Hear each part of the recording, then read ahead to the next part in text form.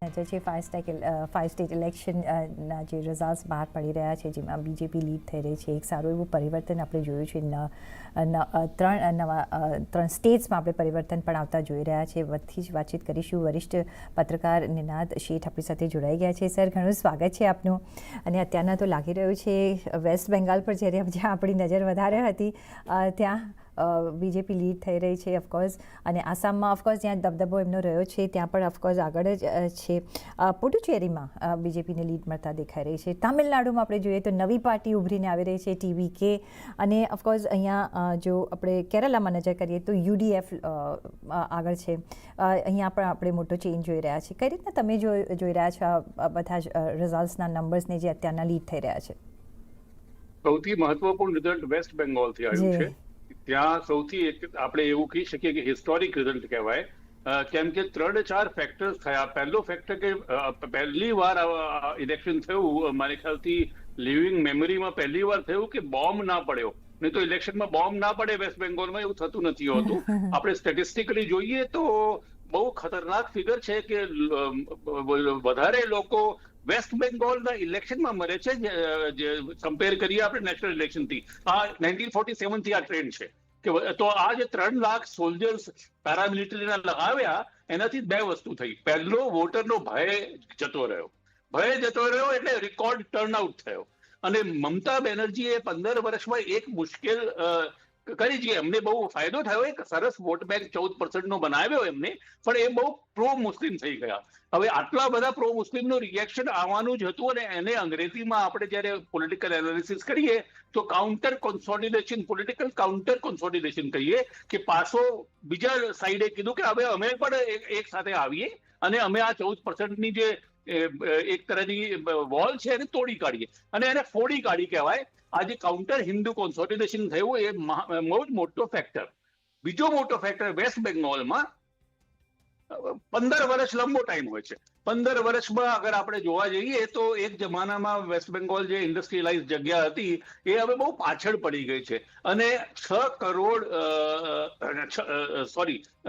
60 lakh Bengali બિચારા લોકો બહાર આસપાસ જે ઇન્ડિયામાં કામ કરે છે એ પાછા જાય, એ વાતો કરે કે જો અહીંયા દિલ્હીમાં કેટલું પ્રોગ્રેસ થઈ રહ્યું છે.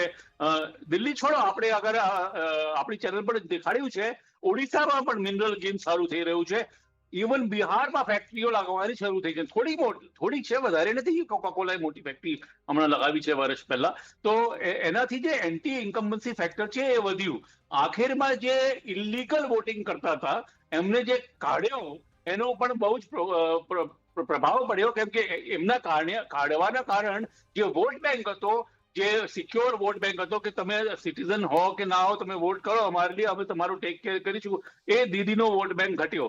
તો મોટી વાત એ કે કલ્ચરલી જેમને આઉટસાઇડર કહેવામાં માનતા આવ્યા હતા આજ સુધી, બીજેપી હવે આઉટસાઇડર નથી, દે આર ધ ઇનસાઇડર. એ હવે રૂલ કરવાના છે વેસ્ટ બેંગોલમાં. તામિલનાડુમાં જે થયું છે એ પણ ઇક્વલી રેડિકલ છે. પણ તામિલનાડુમાં એક હિસ્ટ્રી છે કે રીલ અને રિયલનો ડિફરન્સ એ લોકો પોલિટિકલ કલ્ચરમાં આટલી આરામથી નથી કહી શકતા. ત્યાં એક્ટર જ રૂલ કરે. અને બહુ ઇન્ટરેસ્ટિંગ વાત એ છે કે જયલલિતા હોય કે એના પહેલા પણ કોઈ MGR હોય, એ બધા લોકો આઉટસાઇડર હતા.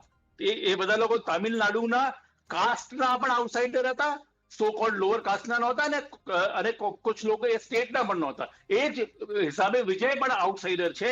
એ પણ એ સો કોલ્ડ લોઅર કાસ્ટથી નથી અને એ પણ હિસ્ટ્રી રિપીટ કરી રહ્યા છે. મને લાગે છે કે તામિલનાડુમાં એક મેન્ડેટ આવ્યો છે, એમાં એક કરપ્શનનો પણ ઇસ્યુ છે.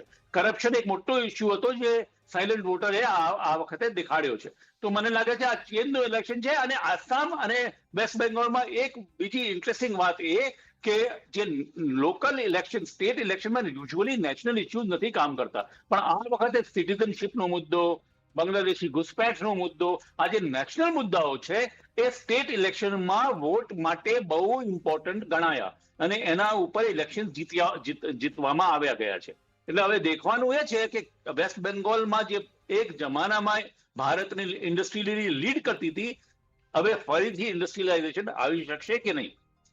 એબ્સોલ્યુટલી અને આપણે જોયું છે કે વેસ્ટ બેંગોલમાં ટાટા નેનોનો પ્રોજેક્ટ એમને રિજેક્ટ કર્યો હતો, પણ અત્યારના હવે જે સર એક વોટર ક્રાઉડ પણ બદલી રહ્યું છે, યંગસ્ટર્સને હવે કરી રહ્યા છે અને એવરીબડી વોન્ટ્સ રિફોર્મ્સ અને ઇન્ડસ્ટ્રીયલાઇઝેશન, જોબ્સ જોઈએ છે. તો આઈ થિંક એ ફેક્ટર પણ અહીંયા કામ કરતું આપણે જોઈ રહ્યા છે.